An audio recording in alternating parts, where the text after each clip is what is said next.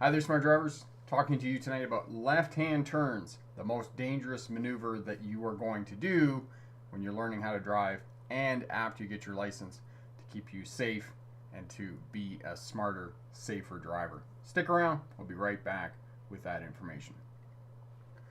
Oh, I blew that.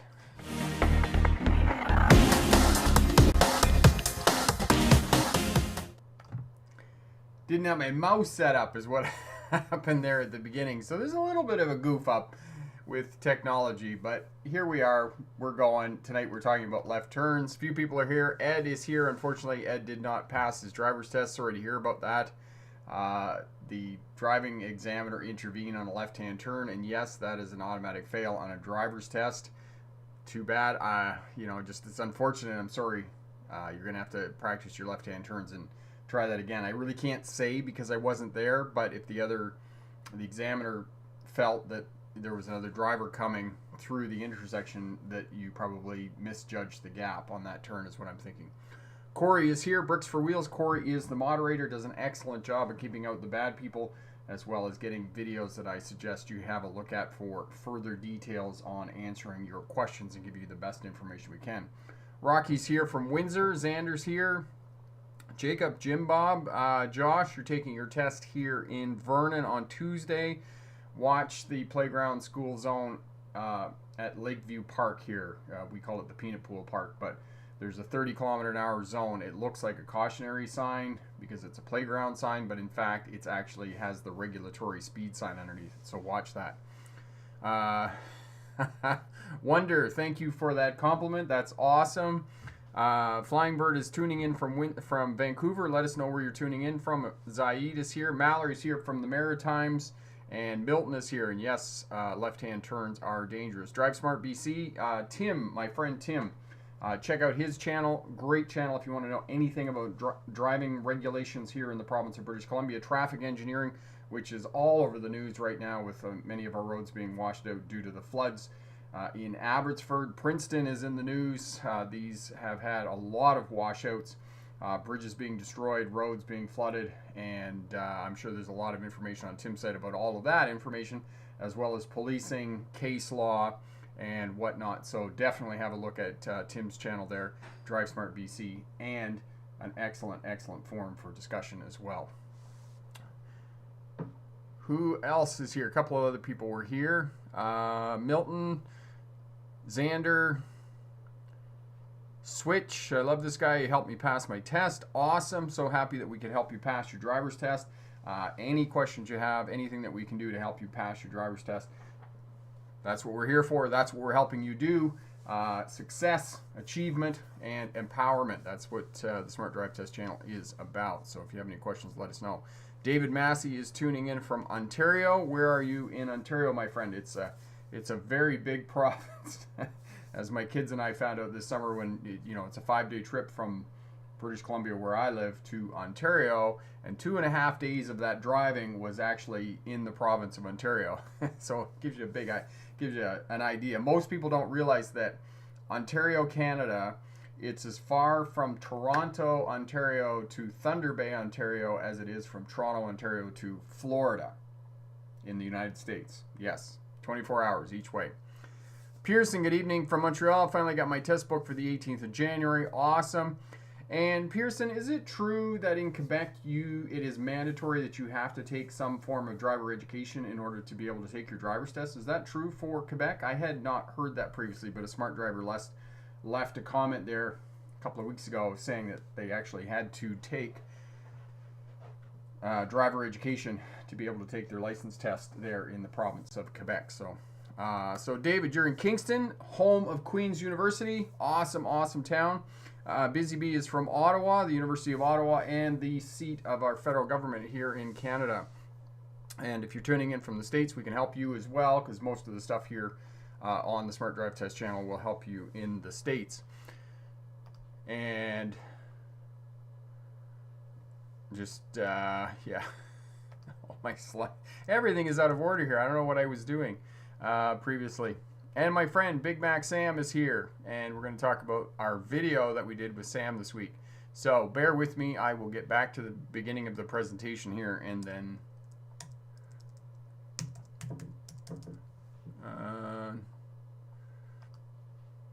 There we go.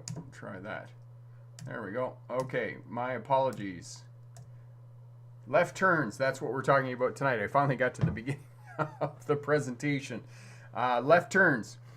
The most dangerous maneuver that you're going to do. It's difficult to learn how to do this because you have to judge the gap. You have to make sure that the oncoming traffic is stopped before proceeding, or that you have a sufficient gap, especially if you don't have an advanced green. This traffic light has an advanced green that allows the left turning traffic to have the right of way. Many intersections in residential areas and other places like that are not going to have advanced green turning lights. So depending on what the configuration of the intersection is going to dictate how much challenge it's going to be for you to be able to safely navigate and safely move through that intersection.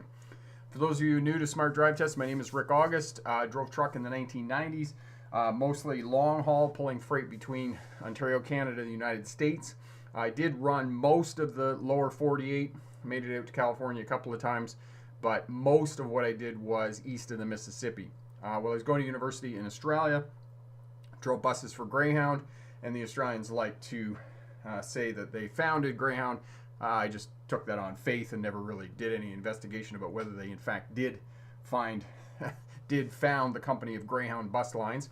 Became a licensed commercial driving instructor in 1997.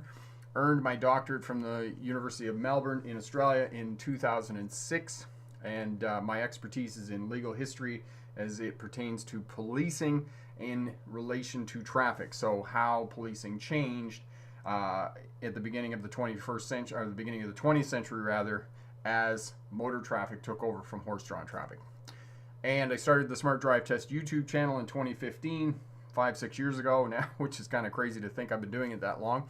And it's been wildly more successful than I could have ever imagined. So here we are, teaching online, teaching you how to drive, helping you get a license, empowerment, success, and achievement. That's what we're all about here.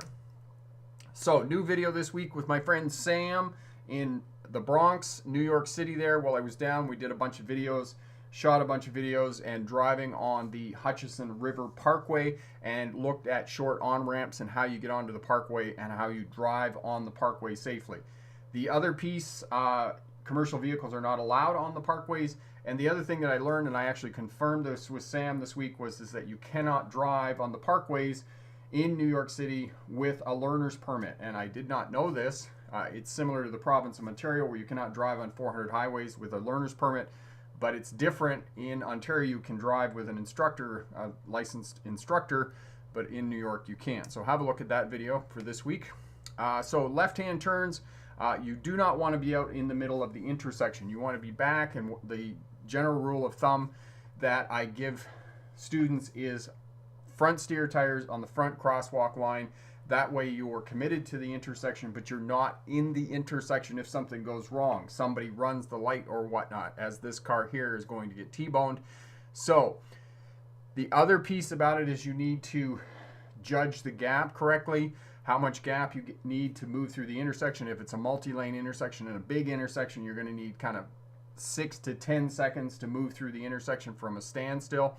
So you're going to have to stand out at an intersection and count how far away a car is in time, and that will give you a better sense of what your gap is, and when that will allow you to move through the intersection safely. I remember when I did the video and how difficult it was kind of to explain that, and if you're having difficulty with it, one of the things that I suggest to smart drivers is to work with a veteran driver or a driving instructor that can help you with judging gap, because this is one of the skills that you're going to need as a driver to keep yourself safe. So when you start learning to drive and you start doing left-hand turns, you're going to find these complicated. What I suggest is you work in a residential area, you get comfortable with the steering wheel, you get comfortable with looking for landmarks, because as you approach the intersection, you're going to have to be mapping and tracking road users. Not only are you going to be mapping road users, you're also going to be mapping fixed objects. Where are utility poles? Are there concrete barriers in the center of the road? Is there an outjutting of the curb from the center of the road? Where Sam lives, where we were driving in the Bronx. Are there double parked cars? Are there tons of emergency vehicles? Are there transit buses? Those types of things. So as you're approaching the intersection, you're mapping all of this and you're tracking it. And when you're learning how to drive, you're getting comfortable with the steering wheel, you're getting comfortable with finding landmarks and doing all of this work as you're approaching the intersection, because there's a lot going on in terms of what you're doing as you're moving towards the intersection where you're going to turn. And it's very difficult in this image here to be able to see the pedestrian on the left, but you're going to have to give way to the pedestrian before you can turn left there at the intersection. All right, shoulder checking every turn when you turn left. The reason, I get a lot of new drivers who say to me, why do I have to shoulder check when I'm turning left? And unfortunately, there's misinformation amongst instructors that say, oh, you don't have to shoulder check when you're turning left. That's bunk. You must shoulder check every time you move the vehicle sideways. Not shoulder checking in a car is the same as not checking to see whether a weapon is loaded before handling it. And so why would you move a car sideways, a 2-ton vehicle at speed, and not look to see if somebody's there? Okay, and unfortunately, the recent incident on the scene of Rust with Alex Baldwin, check to see whether the weapon is loaded. Shoulder check, shoulder check, shoulder check. And not only that, every student who comes back from a driver's test will tell you shoulder checking is the most important component to passing a driver's test. So shoulder check every time. If you do this and you are consistent about it, eventually after 3-4 months, it'll just be habit. You won't even have to think about it. You're just going to do it. Okay? So when in doubt, turning the steering wheel, anytime you're turning the steering wheel, anytime you're moving the vehicle sideways, shoulder check. Okay? So as I said, position your vehicle when you're waiting to turn left, front steer tires in the front crosswalk line. You're committed to the intersection, but you're not in the intersection. Essentially, you want the vehicle at a position where you're just about to enter the intersection. You want the nose of the vehicle at the entrance to the intersection, but you don't want to be in the intersection. And I know if you look at the video with Sam and myself, I always have trouble with that in terms of grammar. I have to go through it in my head. But anyway, with Sam and I, and he said I was too far back from the intersection. I didn't move out into the intersection. And I know that for some DMVs, some test centers, they're going to want you to move out into the center of the intersection. And I did try and clarify that with Sam. I don't think it came across very clear in the intersection because I think we got talking about something else. But, I was turning from a 2-lane road onto a 1-way road, and you want to stay back because you got to turn into the left lane. So it's left lane to left lane, right, when you're turning. But again, this is the point that I'm always making about taking a driver's test, and the same thing the person here, the smart driver, was asking me about taking their test in Vernon.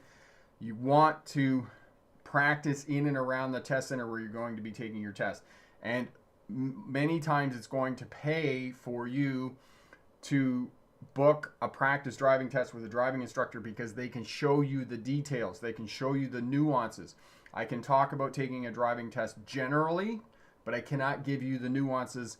And if you watch that video on the practice driving test that I did with Sam, there was one intersection where the sign said that you actually had to stop back. It was almost a third of a block away from the intersection as opposed to moving right up to the intersection. So know that when you're learning how to do turns and turning left and those types of things for taking your driver's test. Now, this is the other question, the frequently asked question that I get a lot in terms of turning left. What happens if I'm sitting there, I'm waiting, the light goes yellow? If the light goes yellow and you're waiting to turn, you are now committed to the intersection. You have to go. So you drive straight forward into the intersection. You don't go fast, just go slow. Drive straight forward into the intersection.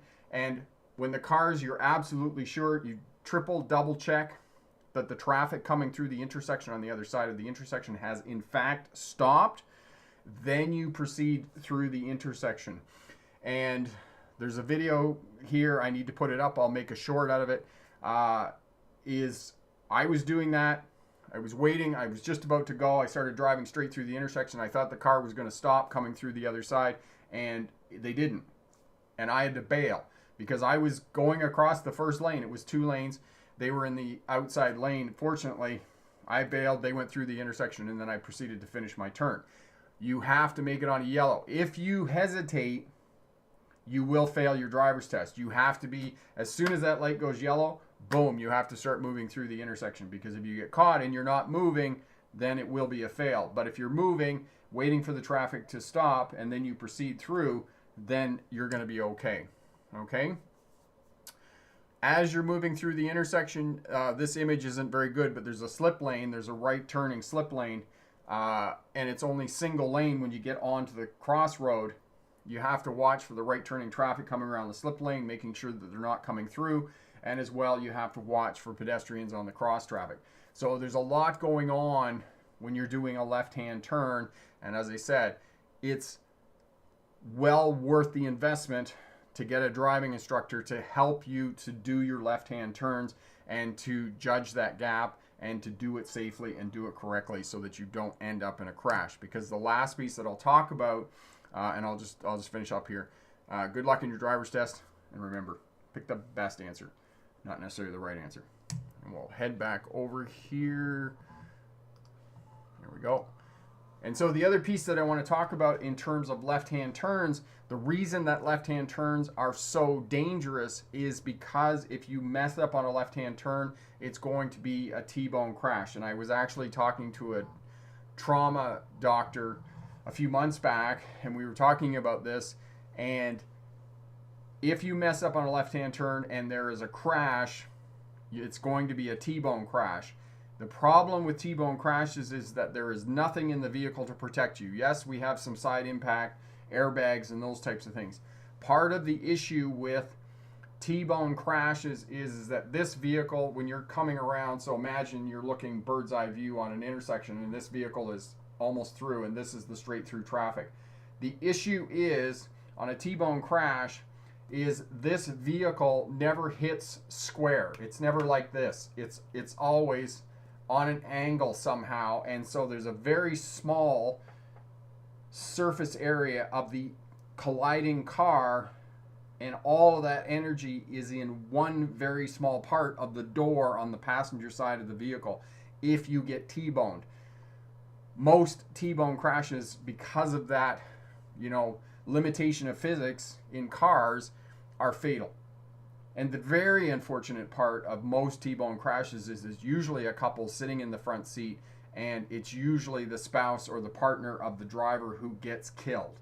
And it's incredibly devastating when you end up in the hospital and you've just killed your partner and your spouse because you messed up on a left-hand turn and somebody T-boned you as you were going through the intersection. So I cannot stress the gravity of being able to do left-hand turns correctly, being able to do them safely, because if you end up in a T-bone crash, there just isn't anything that's going to protect you in that vehicle. Actually, T-bone crashes are now more dangerous than head-on crashes because there's so many crash worthiness technology now in your vehicle that you don't even know about that will protect you in the event of a head-on collision. Now, obviously, it's not like Fast and the Furious where they're playing chicken and they actually run into each other and they just get out of the car and go, oh yeah, we just had a head-on crash.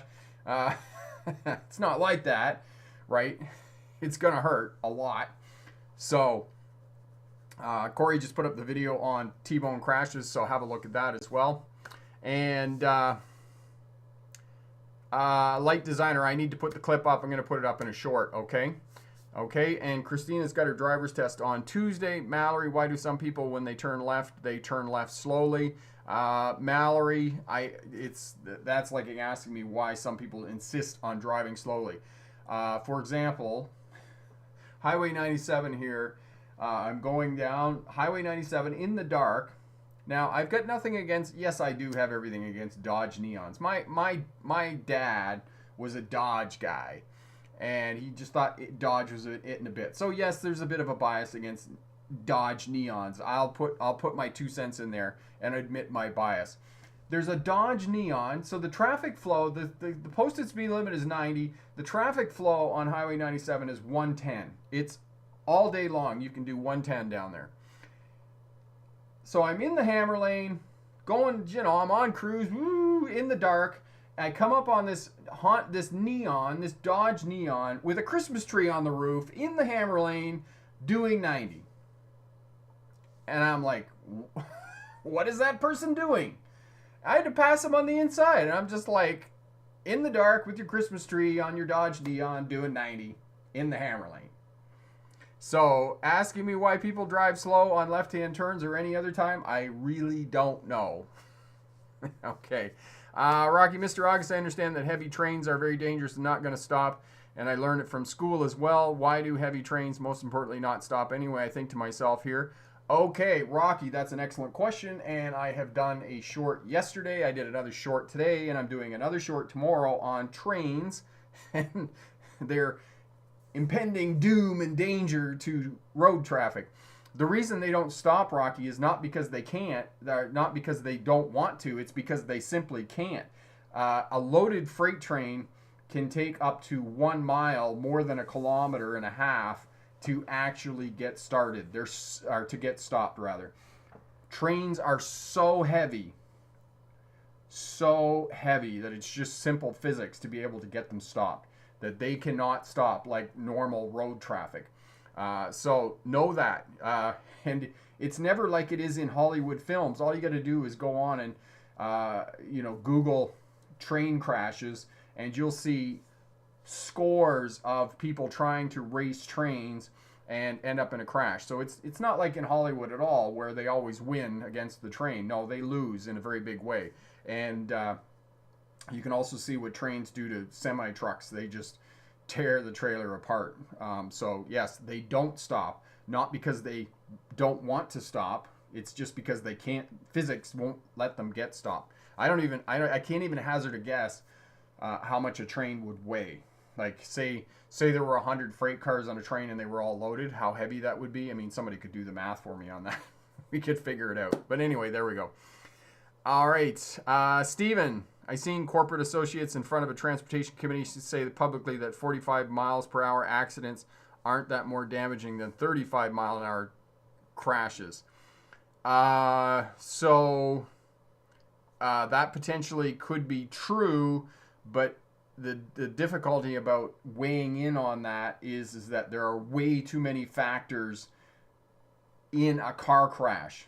Road conditions, how big is one vehicle compared to another vehicle. So for example, if you've got an SUV, a full size, say a Toyota Highlander against a smart car or a VW Bug, that's there's just too many factors in a crash to say speed is the only factor. Speed is not the only factor. There's many other factors that contribute and determine the seriousness of a car crash. Sam, I have never mentioned this, but back in 1990, I was T-boned. The other driver was a female who was drunk and went right through a stop sign. The car was totaled, and I lived. I need to make a video, and we're very glad that you lived, Sam. Did you get hit on the passenger side, or did you get hit on the driver's side, Sam? Blessed, my friend. That's my fear, getting into an accident. Not a fan of driving, but have to. You could be a great driver, but not lucky. There's some people can't drive or are reckless on the roads. Yes, but at one and the same time, Blessed, you can put into place habits and strategies and techniques that will keep you safe in the event of a car crash, or keep you safe in different situations, those types of things. Yes, and exactly what Tim says there, the energy increases with speed. There's absolutely no doubt about it. And it's, so 10 kilometers an hour, you have X speed, but if it goes to 20 kilometers an hour and doubles, it's 4 times the amount of energy in the vehicle. It's not just a little bit more energy. It's a lot more energy. So for them to say that there's not that much difference between 45 and 35, there is a lot of difference. If you set up 2 exact car crashes with all the other variables controlled, and there's one crash at 35 and there's another crash at 45, there's going to be much more damage at 45 than there is at 35. Exactly what Tim said there. Okay, so Sam, you were very fortunate that it wasn't the driver's side that you get T-boned, because if it was the driver's side that got T-boned, you may not have survived. Fortunately, it was the passenger side. Rocky, well, unfortunately, it looks and sounds terribly scary, doesn't it? I understand what you mean by that. Small increase, big increase in energy. Yes, exactly what Tim said. It's exponential increase. All right, who else did I not get a question? Teresa, I'm learning how to stay in the lane. Don't cross the white line. Yes, excellent. And Teresa, you're looking farther down the road, looking for landmarks and following other traffic and those types of things that are going to help you stay in the lane. Awesome.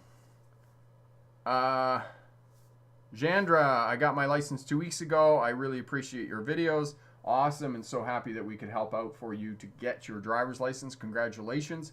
And where did you go to celebrate getting your driver's license? Awesome, awesome. Okay. Van the Gamer, this is Van from Colorado. I'd like to thank you a lot for your videos teaching me how to pass my driver's test, especially the top 10 failed video. I now feel comfortable driving. Awesome. That is really great, Van. So happy we could help out. Pearson, I've had that issue. Different instructors have different opinions of turning speed in my experience.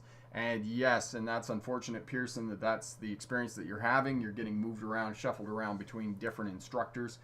The general rule for driving, and this is a very general rule because it depends on the size of the intersection. It's kind of, 8 to 12 kilometers an hour or kind of 8 to 10 miles an hour for right-hand turns, depending on the right-hand turn, whether you're in a slip lane or those types of things. And then left-hand turns, it's kind of anywhere from 15 to 25 kilometers an hour, or kind of 18 to 25 miles an hour, depending on how big the intersection is. But most important, again, coming back to talking about left turns and the safety of left turns, when you're sitting there waiting, and I've been teaching this for a long time, is called meeting the gap. Okay, you're going to watch the traffic coming through from the other side. So when the last vehicle comes through that you're going to turn in behind, when that vehicle is one vehicle length away from entering the intersection, that's when you can start driving forward, because they've already got a bit of speed coming through the intersection and you have to start from a dead stop. So as soon as they hit they're kind of one vehicle length back from the intersection and they come through the intersection, you should already be forward, and then when they go past, you can turn in behind them. That way what Mallory was saying about why people go slow, you shouldn't be going slow on a left-hand turn. You should have some speed to make your turn through the intersection, because what happens with the speed is it allows you to, reduce the amount of time that you're in the crosshairs of the oncoming traffic. In other words, it makes you safer because now you've got a bit of speed, you make your left-hand turn, and you're only in across that oncoming lane of traffic for a couple of seconds. And that's exactly what you want to do to keep yourself safe. So it's called meeting the gap. And the larger the vehicle you get, so if you've got a big pickup truck, or you're towing a trailer, or you're moving to a bus, or you're moving to a commercial vehicle, that's what you have to do. You have to meet the gap. So you're going to go straight forward, get a bit of speed, and then when the other car goes past, you turn in behind it and expedite making that turn and reducing the amount of time that you're in that across the path of that oncoming traffic. Kelsey, and didn't drive between May and December. Okay, Kelsey, I'm missing something here with you got kind of a thing here. Ed, how are you, my friend? Sorry to hear about not passing your driver's test. I did see the comment. Stephen, roundabouts have less accidents statistically than squared intersections. And Stephen, you're absolutely right. There are less points of conflict, so less points of intersection in a roundabout. As well, most people, you don't have to come to a stop at roundabouts. So the other benefits of roundabouts as well, they move more traffic per hour through the intersection. And then lastly, they reduce urban noise pollution because cars don't have to come to a complete stop and then accelerate, get going again. And trust me, a few years ago, I lived next to a stop sign intersection, and it was very noisy, especially when you get the Harley Davidsons and the big jacked up 350s, diesels, coming from a dead stop. They're very, very noisy places to live in the city. Renee, great channel. Thanks for all these great advices. You're most welcome, my friend. Nick Am, best advice to be accident free is do not exceed the speed limit. Nick, not necessarily. The speed limit will not keep you safe because as a vehicle doing the speed limit, you are the slowest vehicle on the road.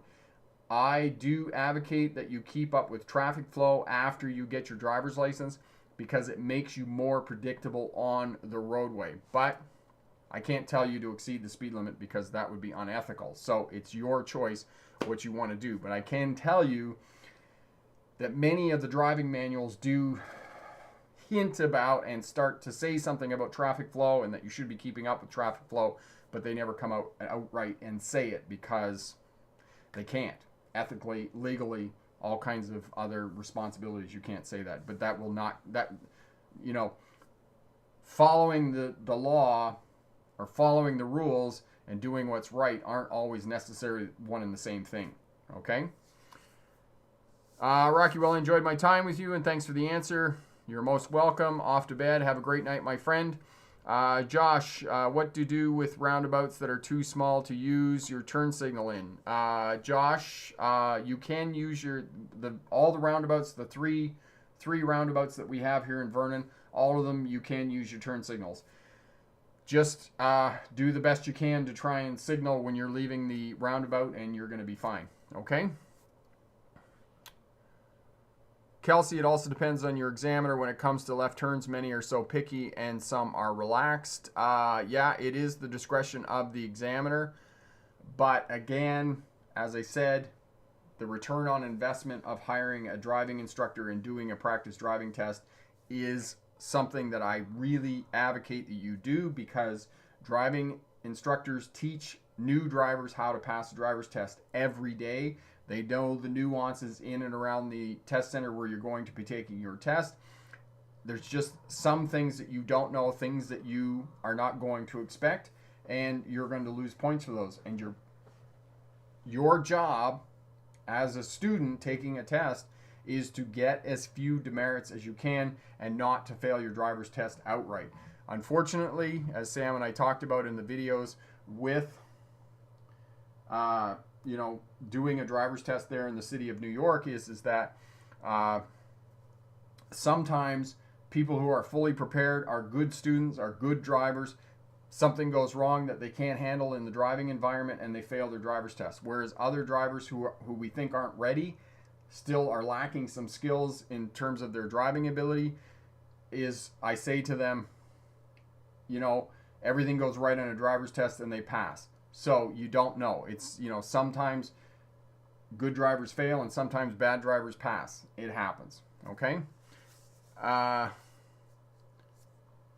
Corey's put up the defensive driving video and managing space. Awesome. Tim, it will be very interesting when ICB starts using telematics to set rates, exped this and pay more. So, I'm not following that, Tim, in terms of ICBC starts using telematics to set rates. What does that mean? You mean they're going to use the computers in the car to start setting speed limits and giving out speeding tickets? Is that what you're talking about? Kelsey, yeah, true. I really recommend driving school or driver training program. Really helped me for my test day. Absolutely. I cannot, and it's not because I'm a driving instructor. It's because it's the same thing. Right? When I was in university and I was taking a history course, one of the things that I did was there were all kinds of exam banks in the library and other places, other services around the university. I could go and get old tests for the courses that I was taking. If you were taking Science 101, you could go and get the old exams from that professor who had given that course the year before. And you could practice those exams so you could be ready to take your test. We practice for the test that we're going to be taking. And it's the same thing as a driving test. You're going to practice and get the skills, abilities, and knowledge that you need to pass that specific test. You're not going to practice for a driving test in Chicago if you're taking your driver's test in New York. It's not going to work for you. You have to practice in and around the test center where you're going to be taking your test. Okay? Tim, electronic monitoring of you drive poorly and you pay more. You really think they're going to bring that in, Tim? That sounds like a violation of constitutional rights. That they're going to have electronic monitoring for. I mean, we couldn't even get speed cameras in place, and now you're thinking that they're going to be they're going to be doing that. That people are going to allow that to happen. I don't know. I'm pretty skeptical about that. Last October. Okay, Patrick, is Class 3 the CDL to get because the melt has made Class 1 so expensive, automatic or standard? I don't know, Patrick. I really don't know. I don't know what to tell you. I don't know whether they have made the Class 3 part of the melt program as well. It might be, but I know that the Class 1 is as well, and I don't know how long this is going to be in place because, as you said, it's so expensive. I mean, who the heck can afford $15,000 or $20,000 to get their Class 1 tractor trailer license? They're gonna, as far as I'm concerned, they're gonna have to either they're gonna have to come up with federal funding or provincial funding to help new drivers get into the industry, or they're going to have to repeal this program because, as far as I'm concerned, it didn't fix anything. It didn't improve anything. They just took the existing program and they just blew it up. They just added more time. So I don't know what to tell you. I don't. Bel Air Direct already uses it. Who is Bel Air Direct, Tim? Blessed, I have this button with a picture of a car with squiggly lines on the back of it. What does that do? Is it supposed to be on or off? Oh, that's your traction control button. Blessed. Most of the time you want to have it on unless you're in slippery conditions, then you can turn it off. But most of the time you want to have it on, okay? The other piece with that, Blessed, in terms of your traction control is to look in the owner's manual, and the owner's manual will give you more detailed information about that for you, okay? Alex, after 25 years, I have to retake the test since I moved to the States from Canada. Wish me luck, especially get rid of some of those bad habits we all get. Yes. Alex, I would strongly encourage you to take at least one lesson with a driving instructor just to take your test there in the States so that you make sure you're ready. Okay, Tim, there are grants in BC to offset the cost of melt. Yeah, Tim, they're only $7,500. They did not increase the funding. It's the same funding that they had before they brought in the melt, and $7,500 is only going to cover, well, probably in most driving schools, it's not even going to cover half the tuition for the Class 1. And then on top of that, the fact that students aren't working for the 3 months that they're at truck driving school, and as well the cost of living while they're at truck driving school for the 3 months. So the $7,500 it really does not make it feasible for most people. Bel Air Direct is an insurance company that sells secondary insurance in British Columbia. Okay. It'll be interesting to see what happens with all of that, but I just, speed cameras were such a political hot potato here years ago when they abolished it and the government got elected on that platform that they would get rid of speed cameras. And there's all kinds of evidence to show that speed cameras do not improve safety, not to mention that they're a cash cow, and there is overwhelming evidence that to show that municipalities and governments put speed cameras in places where they know that people speed, and so that they can simply, fill the coffers. I am not a believer in speed cameras at all. I don't like them. I don't think they work. If I felt that they improved road safety, then yes, I would, but I don't feel that the traffic cameras, speed cameras, improve road safety. Pearson, as far as I know, there are some insurance companies, at least here in Quebec, that do offer telematics as an opt-in feature for a potential discount. I advise that you use it at your own risk. Yes, and I would suggest that you do use it at your own risk because, it's like when I talk to drivers about dash cams and they're telling me they want to get dash cams so they can protect themselves. Dash cams are a double-edged sword because they not only record what other people are doing, but they also record what you're doing. And there's been a few times where I've seen stuff that I have done on my dash cam and I'm like, oh, that's really bad. I probably shouldn't do that. But, we all get in a hurry. We all do dumb things every now and again. We make mistakes. So know that about dash cams, that they're not only going to record what other people are doing, they're also going to record what you're doing. Okay? Tim, it cost me $14,000 for 2 years of school in 2005. I worked during that time too. So what course were you doing when you took the tuition? What course were you doing, Tim, when you went for the tuition for $14,000? Which one's better, used cars or new cars? I always advocate that you buy a used car as a new driver, especially if you're getting insurance and you're just getting started with your license, because if you can buy a secondhand vehicle and you can buy it outright without financing, your insurance is going to be a lot less, because as soon as you have financing on a car, you have a car loan, you're going to have to put collision on the vehicle. Collision insurance is going to cost you twice as much as just regular PL and PD. So let me explain the different kinds of insurance. And actually, I've been thinking I need to do a video on this for you. Basic insurance, basic car insurance is PL and PD, public liability and property damage. So public liability is if you get into a car crash and say, for example, you drive through a house and you injure somebody and they sue you. That's what your public liability insurance is for. Property damage is to fix the house. So that's your property damage. Minimum, that's the minimum insurance you have to have on your car. Now, you can also have fire and theft. Fire and theft isn't very expensive on a car. But if you have a car loan, or you get into a crash, it's your fault, and you want to get your vehicle fixed right away, you have to put collision on your insurance. As soon as you have collision on your insurance, it's twice as much as what your PL and PD is. So, for example, if just basic insurance, PL and PD is $1,000 a year, and you put collision on your car, now it's going to cost you $2,000 a year. Now, I can guarantee you that if you're putting collision on your car, most vehicle insurance is going to be $2,000. Now your insurance is going to be $4,000.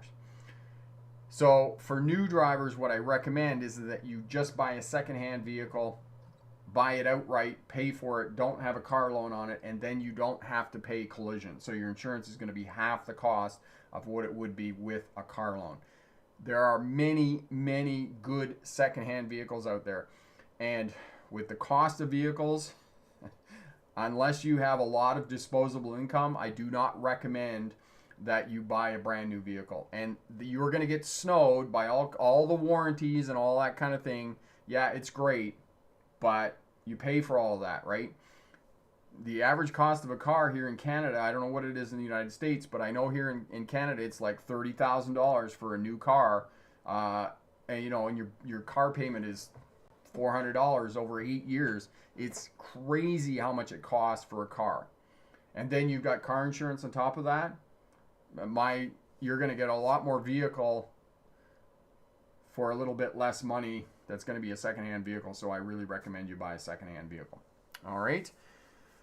You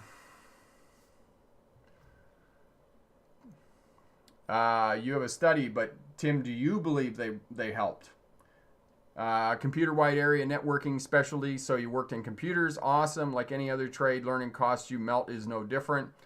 Tim, I'm not convinced that Melt is going to improve anything. I just think that unfortunately they took something and just,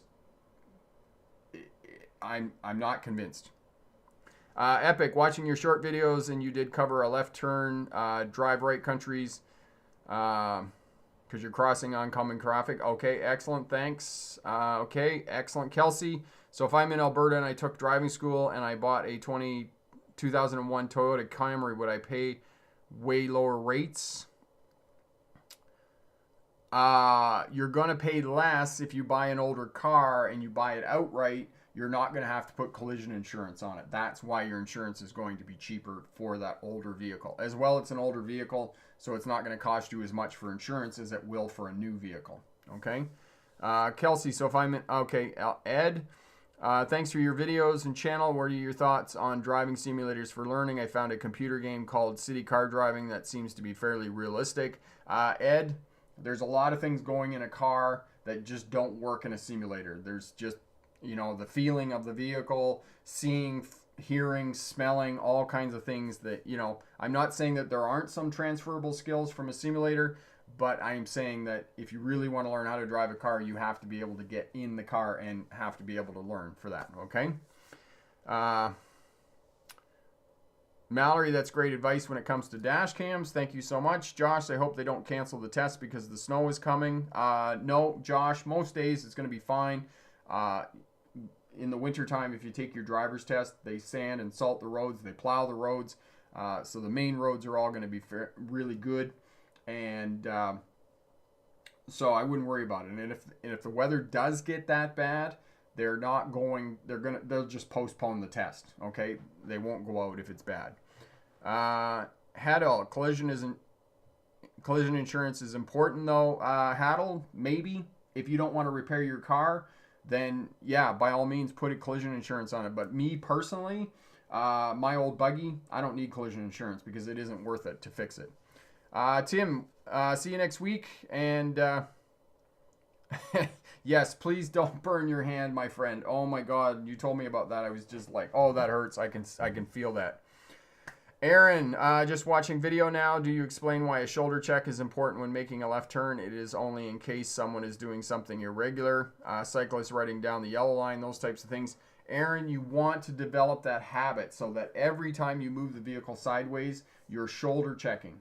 Shoulder checking, shoulder checking, shoulder checking. Because it's not just going to be on left turns, right? It's going to be in a parking lot and you're moving left and somebody's there with a cart or a little kid got away from its parents or those types of things, right? Or, you know, you're going past the park and somebody pulls out and you have to move to the left to move around them. You've got a shoulder check to make sure there's nobody there. There's not another car. There's not a kid running out from the park or those types of things.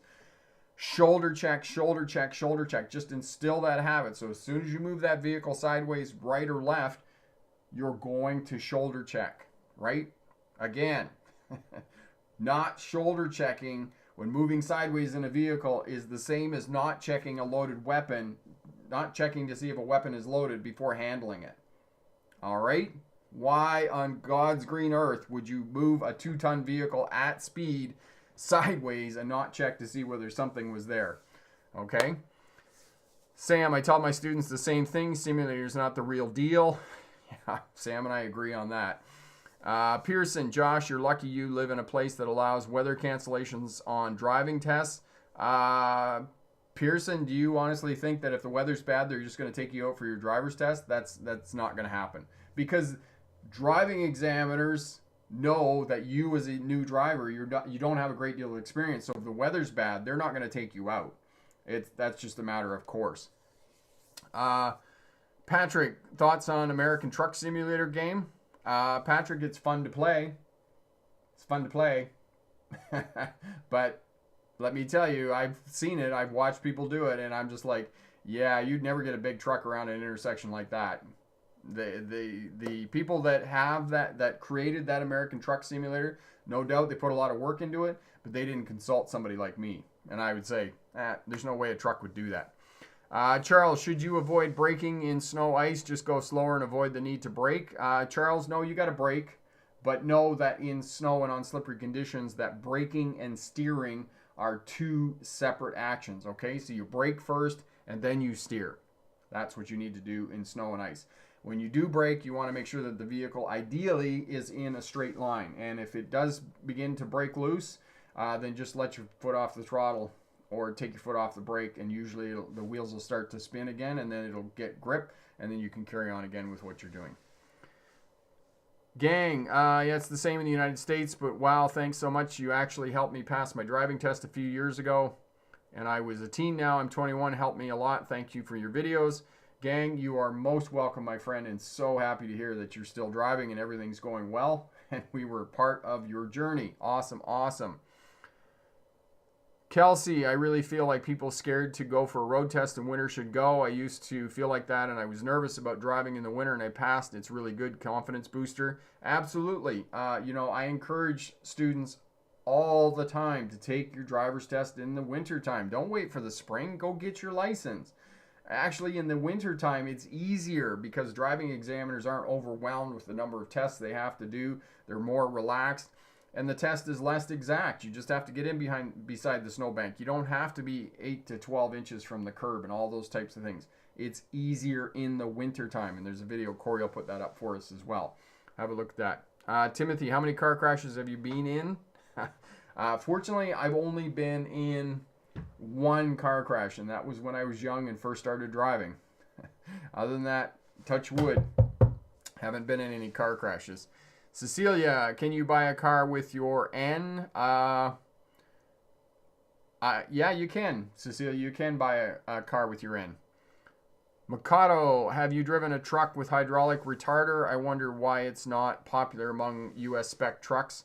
Mikado, I don't know either why it's not popular here. It's popular on European trucks, but it's not popular here. It seems that the kind of the Jake brake, the engine brake has really, and exhaust engine retarders are the two kind of auxiliary braking systems on big trucks here in North America. But hydraulic and electric driveline retarders are really more for the European market, for sure. CS, I appreciate your New York City videos so much. Do you have a video on covering the brake? I do. Corey will put that up for us as well. Okay. Milton, I shoulder check every time I move to the left or to the right, and I am very happy to hear that you're shoulder checking left and right before you're moving the vehicle. Makes me feel much safer on the roadways. Pearson, that's why my school told me when I signed up last year, as long as you and the instructor show up and the car moves under its own power, you will be having a lesson.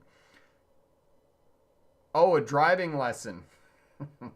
Yeah, I'm not talking about the driving lesson, Pearson. I'm talking about the driving test at the DMV. If it's snowy or it's bad weather that's going to compromise safety, they're not going to take you out for a road test at the DMV. You're talking about the driving lesson. That's different. If with a student, it's bad out, yeah, we're going to go for a drive because that's going to help to boost your confidence for sure. Altafi, is there any snow in Canada? Yeah, we got lots of snow in Canada depending on where you are. Not where I live right now. I mean, we have a little bit of snow, but not very much.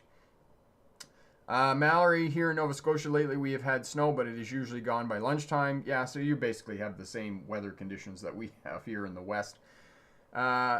Joriel's, hi sir, when I turn to the left, sometimes drivers honk at me from behind because they think there is enough space for me to go, but I don't feel safe turning, so I feel pressured to turn. Any tips? Yeah, one of the tips that I would give you would be to work with a veteran driver and get him or her to help you to learn how to judge gap safely, because it sounds like if other drivers are honking at you, you're not going when you should be. And if you're being overly cautious on a driver's test, that can be just as bad as being too aggressive on a driver's test. So my suggestion would be to work with a veteran driver or to work with a driving instructor, okay? Stephen, thanks for your shoulder check. For some reason, the cross traffic gets a green light to turn left in the direction of a public bus at the same time. Okay, that sounds very specific. Haddle, definitely agree on the used car for new drivers. I'm a new driver and I bought a new car, no experience with my driving, but trying to practice every day while being worried about my new car. Yeah, that's the other point about having a secondhand vehicle is that you don't really worry too much if it gets a scuff on it or it gets a little scratch or, you know, you got some dirt in the back of the car, those types of things. Whereas if you have a brand new car, every time you get a little smudge on it, a little scratch, you're like, oh, my little baby, oh, my baby. Because it's brand new, right? And you want to try and keep it brand new forever. Well, the reality is that, unfortunately, they're not going to be brand new forever, and you're going to get a little scratch on it. It's going to get a little bit of dirt in it and those types of things. So, you know, the other thing that you need to do if you are driving an older vehicle, and I will suggest this to you because this is something that I did in the summertime, was first I got a phone holder for my phone because before I used to just stick it in the console in the center. The second thing that I did was I put a new stereo in the buggy, and I spent the money to get it detailed. I actually spent $400 and took it down to the detail shop and got the whole interior shampooed and whatnot. And let me tell you, with the new stereo, the phone holder, and the cleaning of the inside of the car, it's almost like having a it's like driving a different vehicle now. So if you're driving an older vehicle, save up the money and go and get your car detailed. Buy it for your birthday present, or buy it for your Christmas present, or buy it for somebody else, and those types of things, because it will just take your old ride and just make it brand new. And instead of going out and buying a new vehicle and spending tens of thousands of dollars, all you got to do is spend $1,000 on your existing ride, have a new stereo in it, and have it completely cleaned, and it's awesome. Okay.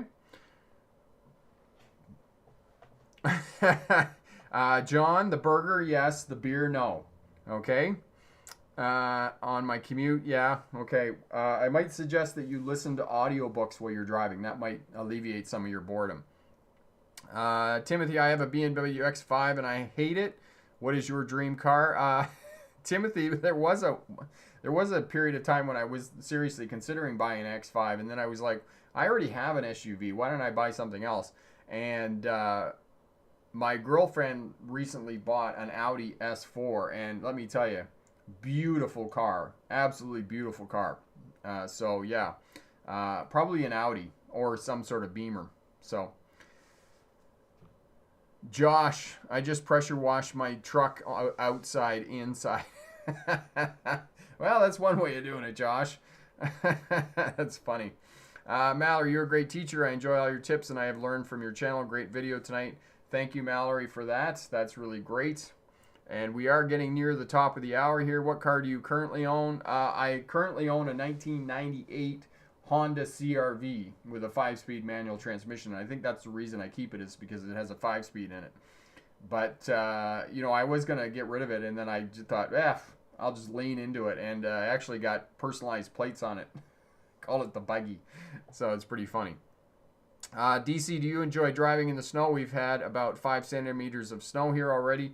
I do actually enjoy driving in the snow, and actually that vintage of CR-V that I own is probably one of the best winter cars I've ever driven. And actually, as I was saying, my girlfriend has an Audi, and we're going to Calgary in December, and we're actually going to take the buggy as opposed to the Audi because it's just a much better winter vehicle, especially once you put 4 winter tires on it. It just will go through anything. Haddle, I have a Jetta SE, and it's my first car, although it's not my dream car, but I'm in love with it. Yes, and that's what happens. You do fall in love with them. That's really great. Pearson, either a Buick Allure or a Chrysler Concorde. And John says, my dream car is a 1999 Saturn SL2 in teal. That's great. That is absolutely awesome. So if you're just tuning in or you're watching on the replay, leave a comment down in the comment section there telling us what your favorite car is, what your dream car is, and what you're currently driving. And, that's really great. So, yes, you passed your driver's test in the last couple of weeks. Congratulations on that. That is really awesome. And again, leave us a comment down in the comment section. Tell us where you went to celebrate getting your license. And if you have a driver's test coming up in the next couple of weeks, good luck on that. And remember, pick the best answer, not necessarily the right answer. Have a great night. Bye now.